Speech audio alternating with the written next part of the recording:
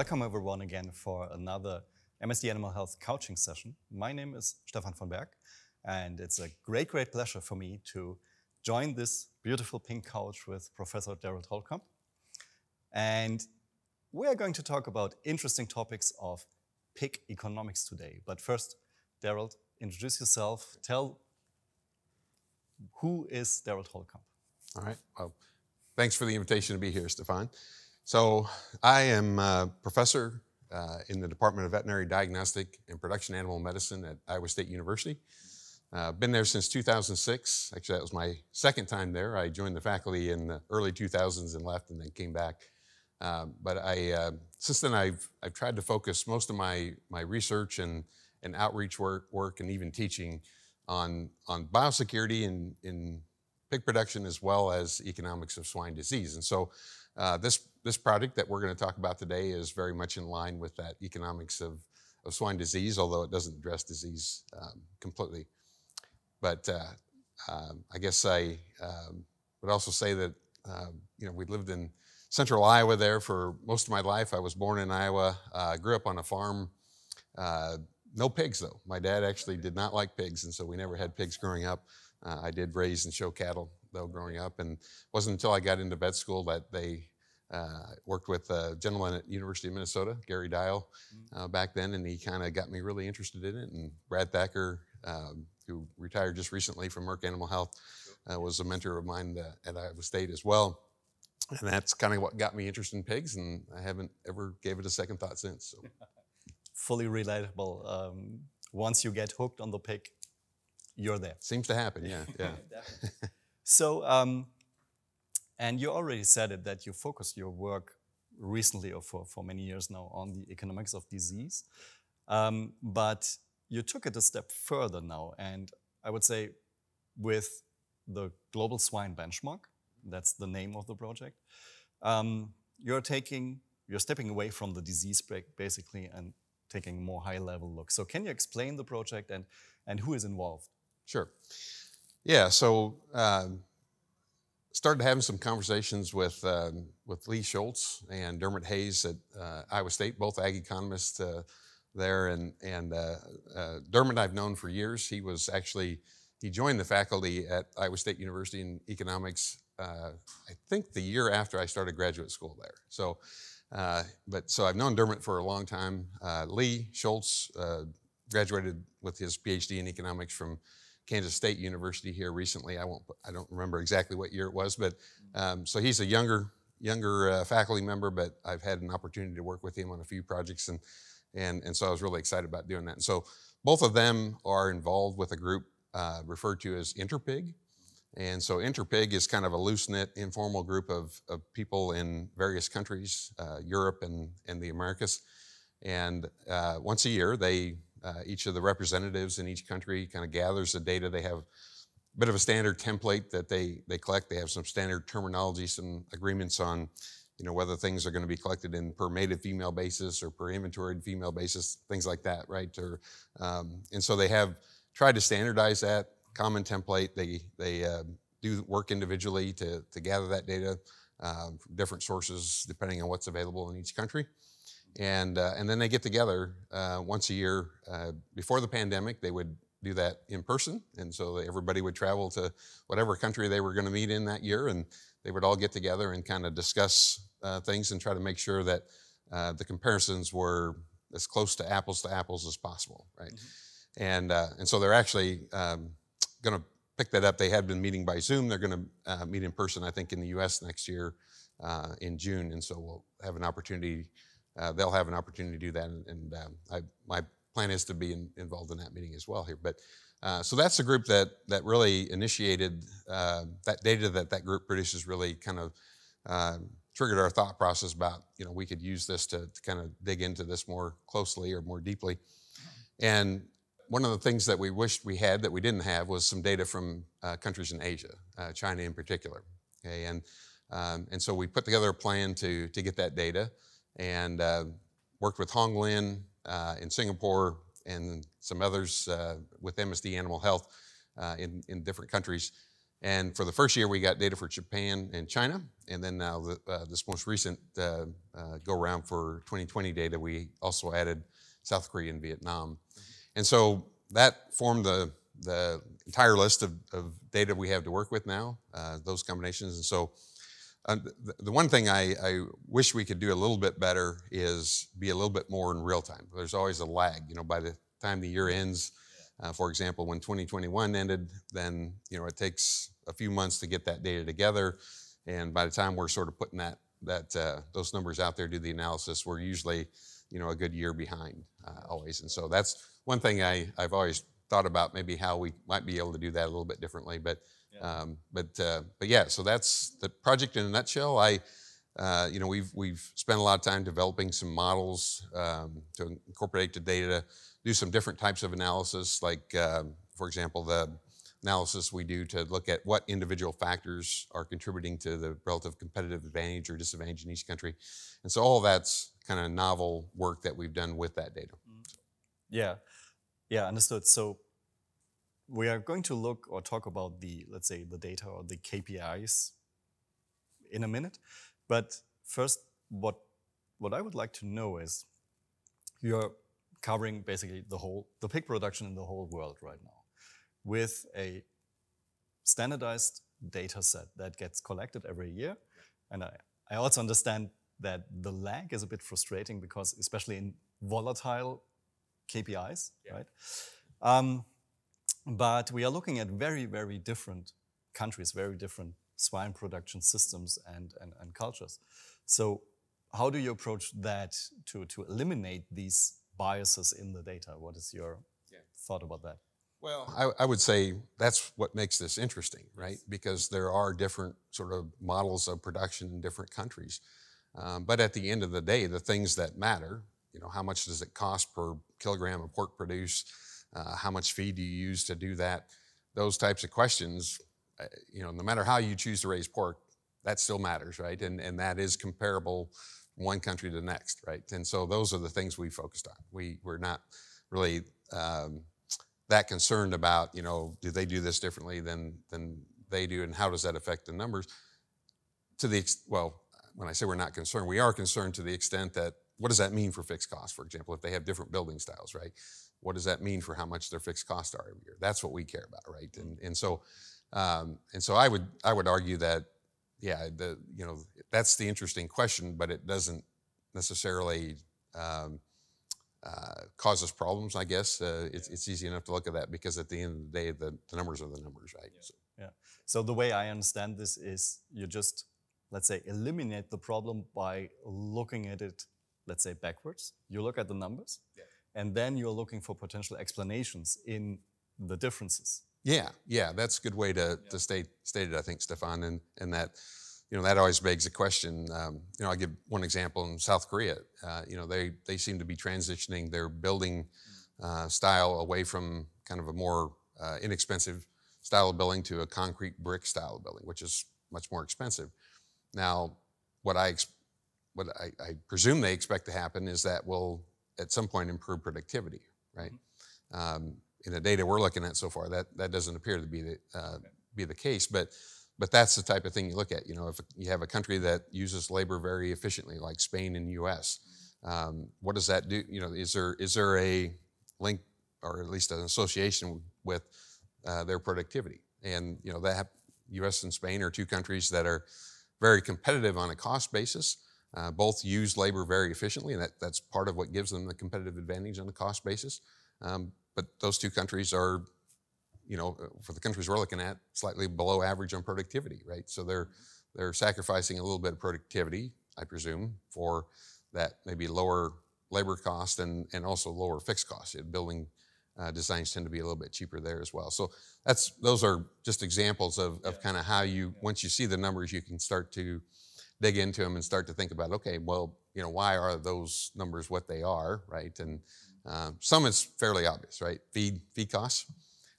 You don't have to look too far to figure out why that one varies from country to country, but others are more interesting. So yeah, very, very interesting. And from your perspective, looking at the different KPIs that are captured by by that project. What would you say? Which ones are more relevant? Yeah. Is there a ranking that you would make in the KPIs? Yeah.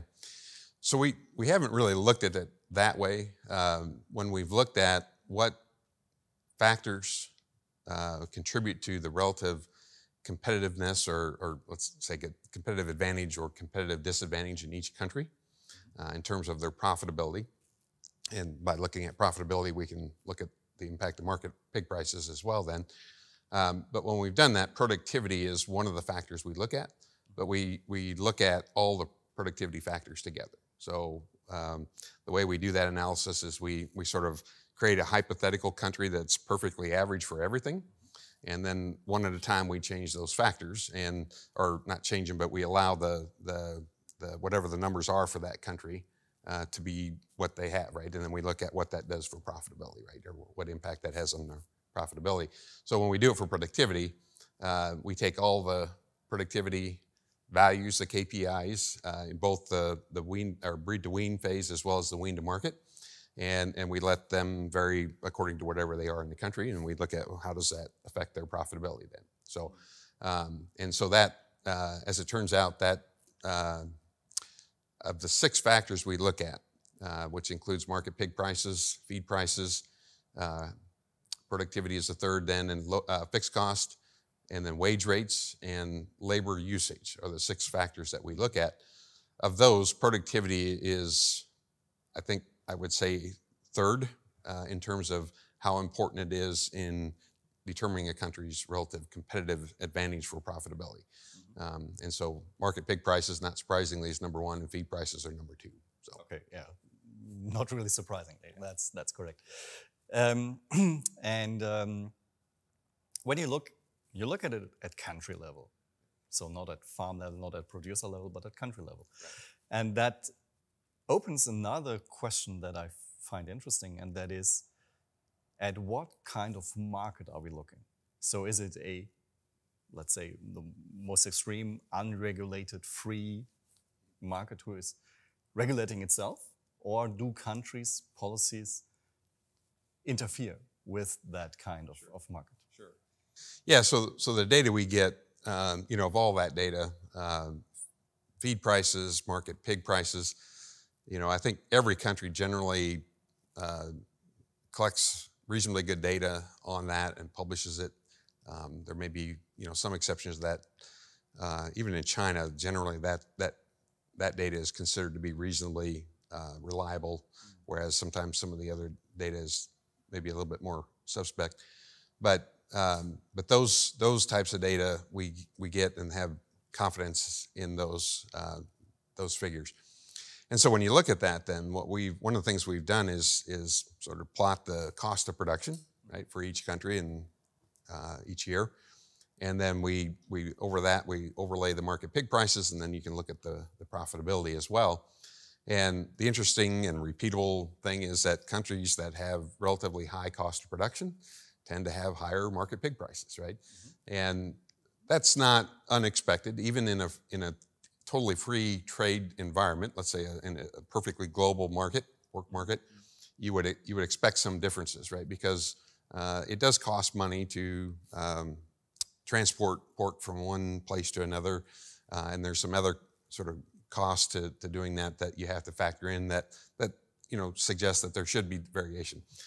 What we see, though, is the amount of variation, right?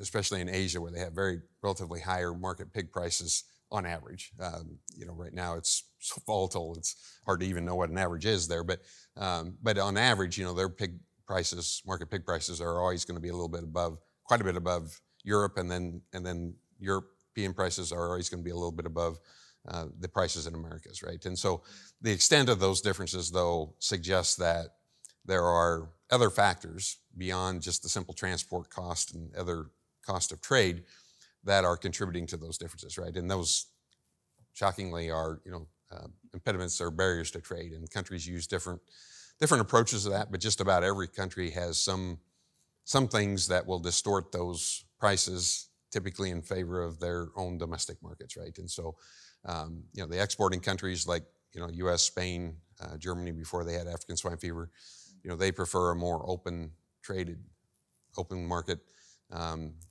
so we'll push for that. But then countries that want to protect their local markets will tend to have more barriers to trade then. Yeah, that's interesting, and really interesting that you can see it in connecting the data points together, and you can find things that people do not talk about, but that are reality. So that's really what I like about working with this kind of data. So looking at the results from the project, and based that it is on country level, and the thought is, how could this be utilized? How could this be used? Maybe by producers or farmers, but it feels like that it could be even more useful for policymakers. Yeah, I think that's a good point, Stephan. I think probably more so, right? Rather than individual producers in countries saying, well, what does this mean for me? I think at a policy level, right, as we start talking about regulations for animal welfare, regulations for antimicrobial use or restrictions on antimicrobial use. In the U.S. right now, the big issue that we're facing is one that's called Prop 12 in the state of California. And so they voted, this was a ballot initiative that they voted to approve Prop 12, which really puts very restrictive housing requirements on any pork that's sold in the state of California.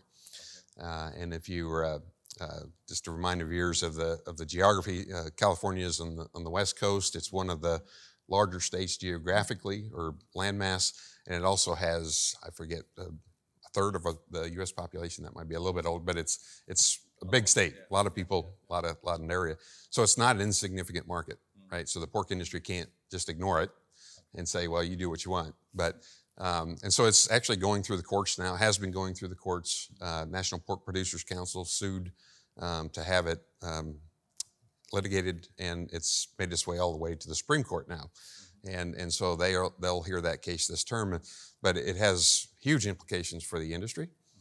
It would significantly increase the building cost. So depreciation, interest, repairs, taxes, all that every year would go up significantly for anybody that's trying to raise pigs for that California market. Now, presumably, hopefully, there would be a higher market pig price, because that is the other thing that will happen, that if they're going to sell into that California market, the people in California are going to have to pay more for that, right, to get people to do this. So it has implications for that, right, to understand, okay, we operate in a global market, and in the case of the U.S., we think we're supposed to operate in a national market, but we're a republic, and each of the individual states have the power to make laws like that. There is such a thing called the commerce law, and that's at the heart of the case with the Supreme Court. The commerce law, in a nutshell, says that one state can't restrict commerce or business in other states, and so that's open to interpretation, though, unfortunately. And so we'll see how that turns out. But the point there is that those when we have policymakers making those types of decisions, and it has implications for cost of buildings. It has implications for productivity. All those things. And if we operated in a strictly local market where each country operated in a bubble, we wouldn't have to worry about that. But that's not reality. Even though it's not a perfectly global market, we still very much operate in a global market. Yeah, that's interesting. So from what you said, to me it sounds like California is a bit like the American Switzerland, right? So Switzerland in Europe, sitting not part of the European Union, that gives them the option to make their own decisions in this kind of trade, but they are using it, and they're also not part of the benchmark, so that would be interesting to have them in there. So what are your future plans with the project? Do you have ideas to extend it maybe, or at the let's say minimum, we very much want to continue to do this, and so I think one thing we can start to do better than we currently can, because we've only been doing it now 3 years. This will be the fourth. Is start to look at trends over time, right? We can probably start to do that a little bit better than we have. The other thing we might consider, might do, is adding some more countries. So if we think it's important to add Switzerland or some other countries in Asia or South America, you know, we certainly can do that. And so that's, I think at this point, that's where we would like to take it, I think. And you know, I think over time it could become a very important tool, just to kind of get a snapshot or you know, let's say a picture of where we are each year. And you know, again, I think that trends over time would be interesting too, because there's, you know, things are changing rapidly in the world, as you know, and so I think it would be interesting to try to see what that looks like. No, very, very good. Really, I'm sure I and we are very much looking forward to this. And Derald, thank you for taking the time, talking with me about this topic. Really appreciate it. Glad to be here. Time went fast. So. Yeah, it did. Yeah. It did. So that's it. That concludes this MSD Animal Health coaching sessions, and be on the lookout for further editions of this. Thank you.